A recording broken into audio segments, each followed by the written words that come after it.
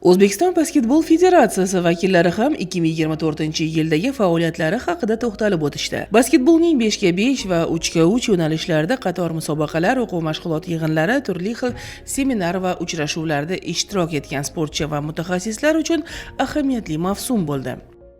2024-yil musobaqalarga boy yil bo'ldi.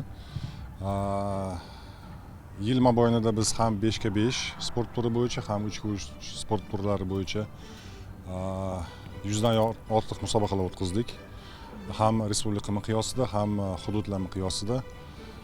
Aytib o'tish kerakki, bu yil hududlar bizni ancha xursand qildi, faol qatnashishdi. Ilgari faqatgina 5x5 sport turi bo'yicha musobaqalar o'tkazgan bo'lsa, bu yili aynan 3x3, ya'ni Olimpiya sport turi bo'yicha ham musobaqalar o'tkazildi. 3x3 to'g'risida gapiradigan bo'lsak, 1,5 mingga yaqin ishtirokchilar qatnashdi bu musobaqalarda. Va o'ylaymanki, bu bizga yaxshi bir foydavor bo'ldi, chunki 2025-yilda yoshlar o'rtasida Osiyo o'yinlari bo'lib o'tadi. Aynan shu musobaqaga biz jadal tayyorgarlik ko'ramiz. 2024-yil jamoaviy sport turlari uchun ahamiyatli yil bo'ldi. Avvalo ularni rivojlantirishga va xalqaro sport arenasida O'zbekiston termasi vakillari munosib ishtirok etishlari uchun maksimal sharoitlar yaratilishini maqsad qilgan davlat rahbarining muhim qarorlari imzolandi. Dekabr oyining 4-sanasida prezidentning jamoaviy sport turlarini rivojlantirish va iqtidorli yoshlarni saralash tizimini takomillashtirish chora-tadbirlari to'g'risidagi qaror qabul qilindi. Bu esa o'z navbatida voleybol, gandbol, regbi, chimustdagi xokkey, suv polosi barobarida o'z oldiga katta maqsadlarni qo'ygan basketbol federatsiyalarini va terma jamoalarimiz a'zolarini quvontirdi. 2025-yildan boshlab 28-yilgacha hozir maxsus bir strategiya tuzilyapti. Bu strategiya bo'yicha demak bir necha maqsadlar va bir necha yo'nalishlar bo'yicha biz o'zimizga rejalar qilib olganmiz. Qolaversa 4-dekabrda xabaringiz bor, prezident qarorlari chiqdi, aynan jamoaviy sport turlarini rivojlantirish bo'yicha.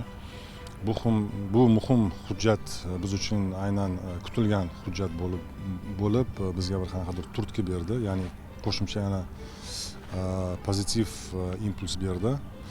Bu qarorda aynan o'sha biz ko'zlagan va maqsad qilingan barcha omillar kiritilgan, barcha o'sha biz vazifa qilib, maqsad qilib oldimizga qo'ygan vazifalarni belgilab berilgan va albatta shu qaror asosida va o'zimizning rejamiz asosida biz ishlarni jadal olib boramiz.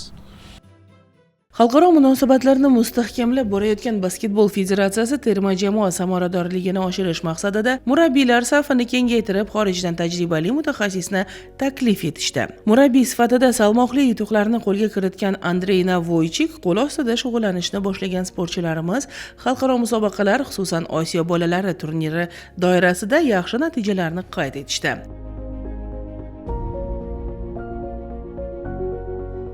Osiyo bolalar musobaqalari bo'lib o'tdi. Aynan shu mutaxassis bizni bolalarimiz tayyorladi va aynan butun jamoaviy sport turlar orasida aynan basketbol ikkinchi o'rinni oldi.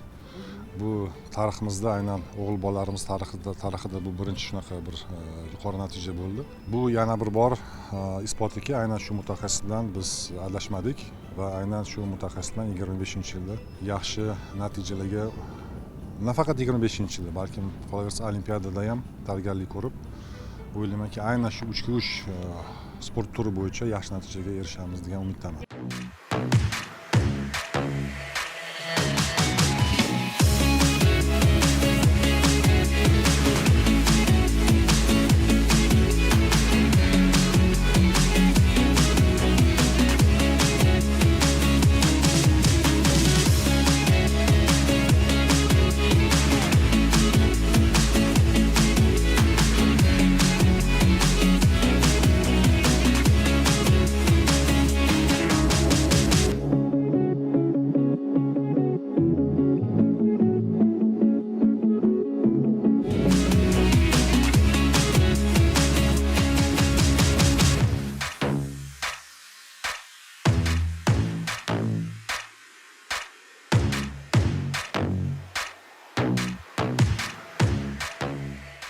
aynan 3x3 to'g'risida gapiradigan bo'lsak, hozirgi kunda bizni aynan U18dagi, ya'ni 18 yoshgacha bo'lgan yoshlarimiz, ham o'g'il bolalar, ham qiz bolalar shu Osiyoning reytingi bo'yicha yuqori pog'onada turishibdi.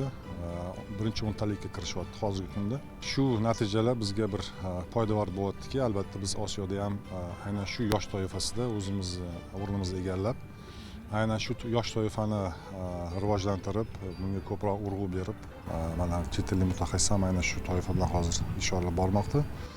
Va o'ylaymanki, shu yosh toifadagi sportchilarimiz keyinchalik qolaversa U23 toifasida ham ishtirok etadi, qolaversa kattalardan ham ishtirok etadi va albatta 2028-yilga aynan shu o'yinchilarimiz bazaviy jamoa bo'lib, o'ylaymanki, yaxshi natija ko'rsatadi. Seleksiya ishlarini muntazam ravishda olib boradigan Basketbol Federatsiyasi mutaxassislari uchun yurtboshimiz imzolagan hujjat dasturi amal bo'ldi. Unda belgilanganidek, yosh iste'dodlarga ahamiyatni kuchaytirish, yoshlarning jamoaviy sport turlariga qiziqishini oshirish, sport musobaqalarini muntazam o'tkazishga alohida urg'u berilgan bo'lib, bu borada ishlar aynan 2024-yilda faol yo'lga qo'yilgan. Viloyatlar kesimida Qoraqalpog'iston Respublikasi yaxshi o'yin, ayniqsa ayollar jamoasi yaxshi ko'rsatyapti. Vodiydan qarasak, Vodiydan Farg'ona viloyati, Namangan viloyati, Andijon viloyati, Samarqand viloyati ham yaxshi natijalar ko'rsatyapti. Toshkent jamoasi ham, o'smirlar jamoasi U16 musobaqasida birinchi o'rinni olib keldi. Va Toshkent viloyati jamoasi ham o'z hissasini qo'shyapti. Turli xil turnirlar davomida navoiylik sportchilarning salohiyatini ko'zdan kechirib, saralash jarayoniga alohida urg'u qaratib kelyapti. Respublika chempionatlari doirasida Toshkent shahri va viloyatlardan tashrif buyurgan jamoalar tarkibini, ularning o'yinga yondoshishi, qobiliyatini o'rganib chiqib, milliy terma jamoani kuchli salohiyatga ega sportchilar bilan boyitdi.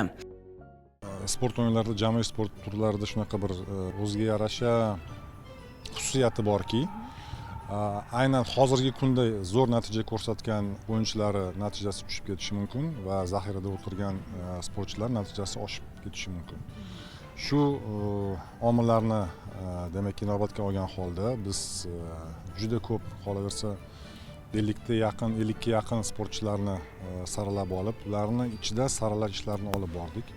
Umumiy o'rta ta'lim maktablarida basketbol sport turi bo'yicha bellashuvlarga o'quvchilar hamisha katta qiziqish bildirib ishtirok etishadi. Ekran ortidagi yosh muxlislarimizga xushxabarni yetkazishni lozim topdik. Endilikda maktab ligasi musobaqalari ham faol yo'lga qo'yilib, ushbu musobaqalar doirasida o'z imkoniyatlaringizni sinab ko'rishingiz mumkin. Basketbol bilan professional ravishda shug'ullanishingiz uchun sport klublari tashkil qilingan bo'lib, yosh iqtidorlarni saralash jarayonida ularning faoliyati ham katta ahamiyatga ega.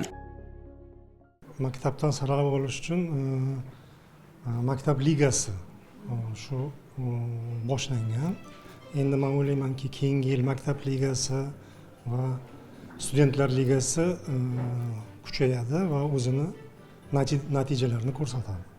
2025-2026 o'quv yilidan boshlab jamoaviy sport turlari bo'yicha maktab ligasi musobaqalaridan tashqari oliy ta'lim muassasalarining sport klublari o'rtasida talabalar ligasi va oliy ta'lim kubogi hamda rektor kubogi uchun bahslar an'anaviy ravishda o'tkaziladi.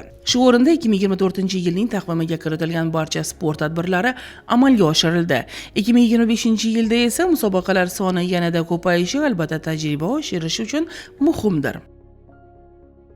2024 год прошел продуктивно. 2024-yil o'tkazilgan musobaqalarimizga termalar puxta tayyorgarlik ko'rib ishtirok etishdi.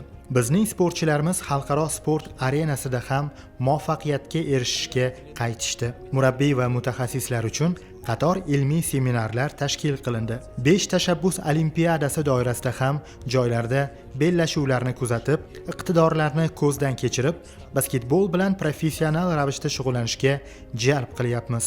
Maktab ligasi, talabalar ligasi, oliy ta'lim kubogi va boshqa bellashuvlar albatta kuchli salohiyatga ega yoshlarni aniqlashda muhim ahamiyatga ega. Shu o'rinda biz basketbol muxlislarini ham sport maydonlarimizga sportchilarimizning zavqli, chiroyli va muhimi texnik hamda taktik tayyorgarliklariga boy o'yinlarni kuzatib, yoshlarimizni qo'llab-quvvatlashga taklif qilib qolamiz. Murabbiylarning ta'kidlashicha, terma jamoalar tarkibiga ayni damda saralash ishlari faol olib borilyapti va bu jarayonda sport klublarining samarali faoliyati muhimdir. Xususiy sektorning tarbiyalanuvchilari ham xalqaro musobaqalarda muvaffaqiyatli ishtirok etib, tajribalarini oshirib kelishyapti. 2024-yilda ko'plab musobaqalarimiz 2008, 2009 hamda 2010-yillarda tug'ilgan o'smirlar o'rtasida ham o'tkazildi. Toshkent shahri terma jamoasi peshqadamlar safidan joy egallashga muvaffaq bo'ldi. Bular albatta yil boshidan reja asosida olib borilgan tayyorgarliklar natijasidir. Shuni ham aytib o'tish kerakki, viloyatlardan tashrif buyurgan termalar o'z imkoniyatlarini yaxshi namoyon etishyapti. Misol uchun, Namangan, Samarqand, Zarafshon shahrida va qator viloyatlar sportchilari poytaxtlik basketbolchilarga munosib raqib bo'la olishyapti.